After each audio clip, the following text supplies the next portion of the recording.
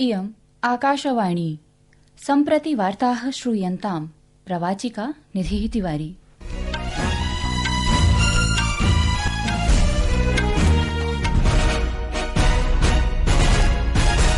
आदौ मुख्यवार्ताः। विदेश सचिवः विक्रम मिस्री इत्येषः आगामिनः रविवासराद् आरभ्य चीनदेशस्य द्विदिवसीय यात्रायां भविष्यति। रक्षामन्त्री राजनाथ सिंहः नवदिल्ल्यां युद्धक्षेत्र निरीक्षण प्रणाल्याः संजय इत्येतस्याः शुभारम्भं कृतवान्। जलशक्ति मन्त्री सीआर पाटिलः सबलं प्रतिपादितवान् यत् भारतं न केवलं जलसंरक्षणाय पूर्णतो दृशास्ति प्रतिबद्धमपितु अस्मिन् महत्वपूर्णक्षेत्रे एकां परिवर्तनकारिणीं क्रान्तिमपि जनयति। अद्य नवदिल्ल्यां भारत निर्वाचनायोगस्य द्विदिवसीय सम्मेलने 13 देशानां निर्वाचन प्रबन्ध निकायानां 30+ प्रतिनिधयः भागं भजन्ति। दिल्ली विधानसभा निर्वाचनाय प्रचारः तीव्रगत्या प्रचलति। राजनैतिकदलानां प्रमुखाः नेतारः मतदातॄन् आक्रष्टुं जनसभाः कुर्वन्ति। अपि च ऑस्ट्रेलिया ओपन टेनिस प्रतिस्पर्धायां नोवाक जोकोविच इत्येतस्य क्षतेः कारणात् अलेक्जेंडर ज्वेरेव इत्येषः पुरुषैकलवर्गस्य अन्त्यचक्रे प्रविष्टवान्।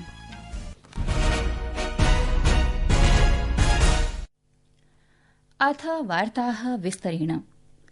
विदेश सचिवः विक्रम मिस्री इत्येषः आगामिनः रविवासराद् आरभ्य द्विदिवसीय यात्रायां प्रति यास्यति, यत्र भारत चीनदेशयोः मध्ये विदेश सचिव मन्त्री तन्त्रस्य उपवेशनं सम्बद्धमस्ति। विदेश मन्त्रालयस्य प्रवक्ता रणधीर जयसवालः नवदिल्ल्यां सूचितवान् यत् विदेश सचिवः चीनदेशे स्वीयेन चीनदेशीयेन समकक्षेण सह मिलिष्यति, यत्र द्वैपाक्षिक हितानां सर्वाणि विषयानि चर्चिष्यन्ते।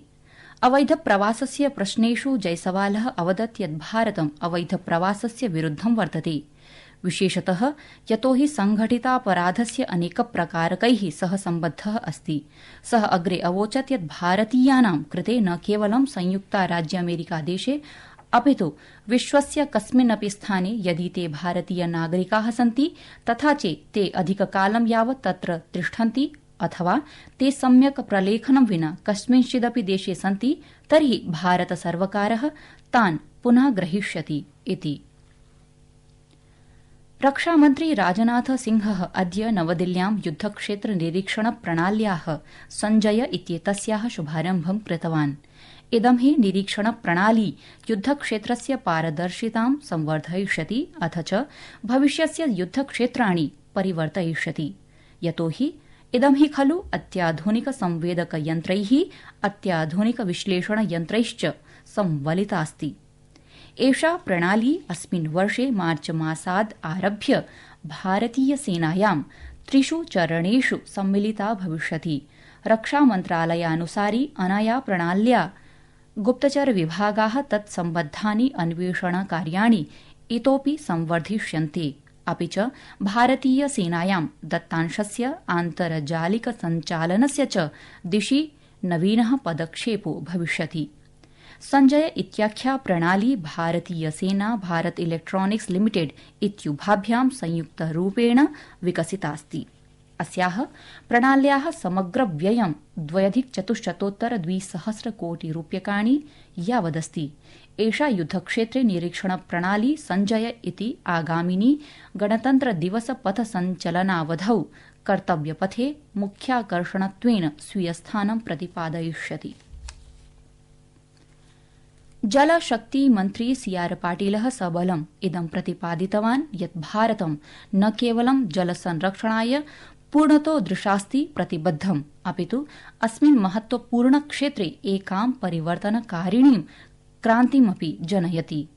दावोसनगरे ऐषमः विश्वार्थिकमञ्चस्य भारत पवेलियन इत्याख्ये मण्डपे मुख्य भाषणं कुर्वन् श्री पाटिलः अवोचत् यत् बृहन्मात्रायां कृतप्रयासैः राष्ट्रं स्वजलसंसाधनानि भृशं सुदृढानि कृतवत्, येन हि सततरूपेण जलप्रबन्धनाय एकं वैश्विकं मानकं स्थापितमस्ति। अन्ताराष्ट्रिय सहयोगं सामूहिक कार्यजातं च सुदृढयितुं समाह्वयन् श्री पाटिलः इदं स्पष्टीकृतवान् यत् जलाभावः यद्धि जलवायु परिवर्तनेन अधिकजनसंख्यया अतिप्रयोगेन च अतोऽपि वर्तते एकं सार्वभौमिकं समाह्वानम्। तेन कथितं यत् विगतेषु कतिपयवर्षेषु भारतप्रशासनेन ग्रामीण भारताय सुरक्षित पेयजलं सुनिश्चेतुम् उल्लेखनीया प्रगतिः अवाप्ता इति। प्रियाः श्रोतारः, संस्कृतवार्तायाः संस्करणमिदम् इदानीम् आकाशवाणीतः प्रसार्यते। सममेव अयं कार्यक्रमः आकाशवाण्याः अन्तर्जालपटले www.newsonair.gov.in इत्यत्र अथ च न्यूज़ ऑन एआईआर इति चलदूरभाषीय तन्त्रांशे अपि समुपलब्धो भविष्यति। सम्प्रति श्रूयन्तां कुम्भसम्बद्धाः वार्ताः।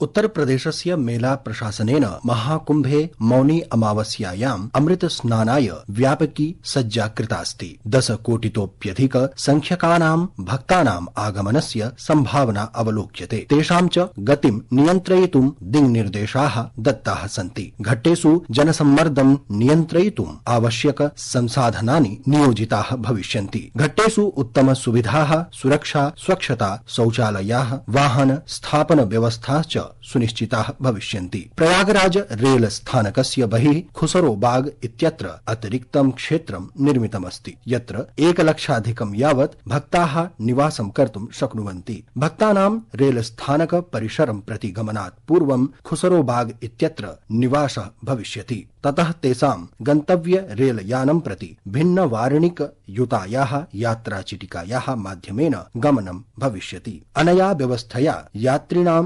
गन्तव्यस्थानकं प्रति सुचारुतया गमनं भविष्यति, यत्र कापि भ्रामक स्थितिः न भविष्यति। महाकुम्भस्य आयोजनं सुरक्षितं सुव्यवस्थितं च कर्तुम् अयं निर्णयः गृहीतः अस्ति। संस्कृत वार्ता कक्षतः पुनीत त्रिपाठी।